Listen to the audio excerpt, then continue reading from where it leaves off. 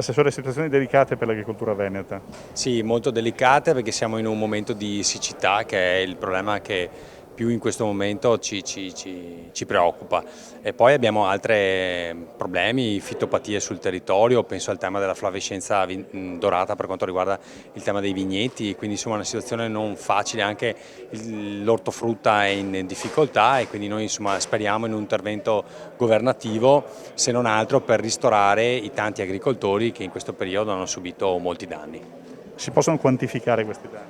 No, francamente al momento non siamo in grado di farlo perché stiamo raccogliendo quelle che sono le informazioni sul territorio dei danni provocati, del quantitativo dei danni da parte delle associazioni agricole che a loro volta vengono interessate dai produttori agricoli.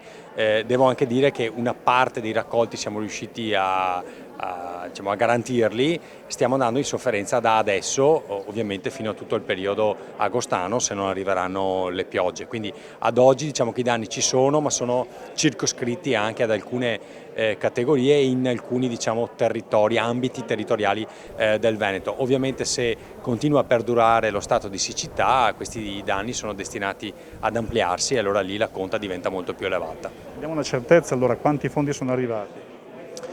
No, oggi come oggi noi non abbiamo avuto nessun stanziamento da parte del governo, abbiamo soltanto richiesto lo stato diciamo, di calamità e questo è diciamo, propedeutico poi alla richiesta dei danni che devono essere giustamente documentati. Quindi noi in questa fase siamo nella fase, se vogliamo, di raccolta di quelle che sono le richieste da parte del territorio. Una volta completato questo lavoro spediremo a Roma, ma ovviamente insomma, stiamo parlando di decine di centinaia di milioni di euro di danni. Ultima cosa, per un prospetto futuro invece come agire per limitare al massimo gli sprechi idrici?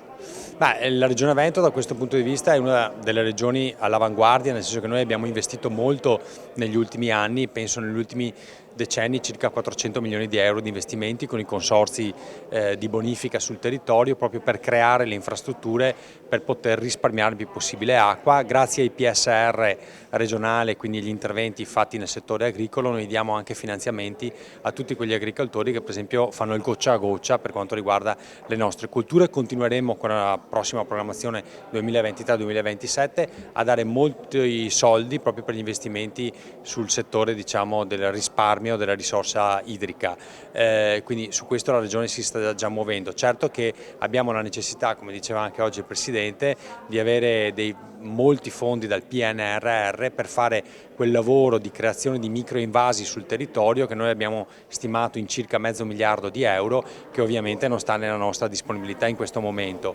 E al di là delle somme da reperire abbiamo anche un problema burocratico, cioè la necessità di snellire e di poter creare questi invasi senza dover seguire le procedure ordinarie, perché altrimenti ci vorrebbero anni per poter creare un solo invaso.